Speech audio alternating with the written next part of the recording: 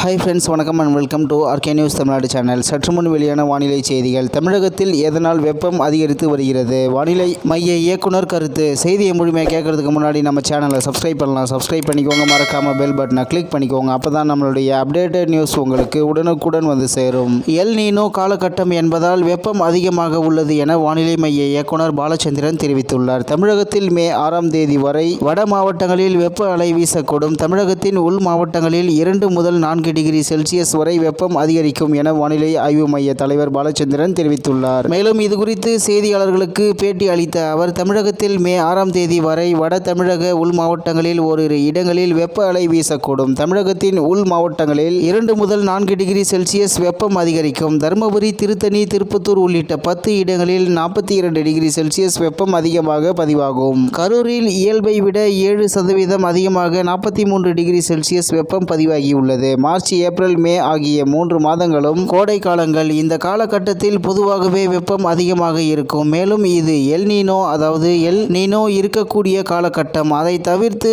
ஆங்காங்கே ஏற்படும் மாற்றத்தால் லோக்கல் எஃபெக்ட் ஏற்படும். வடமேற்கு மாவட்டங்களில் இயல்பை விட வெப்பம் அதிகமாக பதிவாகி உள்ளது. மே 6ஆம் தேதி வரை வெப்ப அலைக்கான வாய்ப்புகள் உள்ளது. மேலும் கடலோர மாவட்டங்களை பொறுத்தவரையில் 35 டிகிரி முதல் 36 டிகிரி வரை இருந்தாலும் காற்றில் ஈரப்பதம் இருக்கும். இரண்டும் கலப்பதால் அசௌகரியம் ஏற்படும். தற்போதைய நிலவரப்படி 6ஆம் தேதி வரை வெப்பம் தொடரும். கடலோர மாவட்டங்களில் கோடை மழைக்கான வாய்ப்பு குறைவாகவே உள்ளது. உள் மாவட்டங்களில் கோடை மழைக்கு வாய்ப்புகள் உள்ளது என வானிலை மைய இயக்குனர் பாலச்சந்திரன் தெரிவித்துள்ளார். மேலும் தமிழ்நாட்டில் அடுத்த 3 நாட்களுக்கு 109 டிகிரி ஃபாரன்ஹீட் வெயில் சுட்டெரிக்கும் என்று சென்னை வானிலை ஆய்வு மையம் தெரிவித்துள்ளது. மேலும் வட தமிழக உள் மாவட்டங்களில் இன்றும் நாளையும் வெப்ப அலை வீசும் என வானிலை மையம் எச்சரிக்கை விடுத்துள்ளது. சென்னையில் அடுத்த 2 நாட்களுக்கு 104 டிகிரி வரை வெயில் சுட்டெரிக்கும் என எச்சரிக்கை விடுக்கப்பட்டுள்ளது. தமிழ்நாட்டில் 7ஆம் தேதி 9 மாவட்டங்களில் கனமழை பெய்ய வாய்ப்புள்ளதாக வானிலை ஆய்வு மையம் தெரிவித்துள்ளது. கோவை, திருப்பூர், நீலகிரி, தேனி, திண்டுக்கல் உள்ளிட்ட மாவட்டங்களில் கனமழைக்கு வாய்ப்புள்ளது. வரும் 7ஆம் தேதி ஈரோடு, சேலம், கிருஷ்ணகிரி, தருமபுரி மாவட்டங்களிலும் ஓரிரு இடங்களில் கனமழை பெய்யும் என்றும், வரும் 8ஆம் தேதி தமிழ்நாட்டில் மேற்கு தொடர்ச்சி மலையை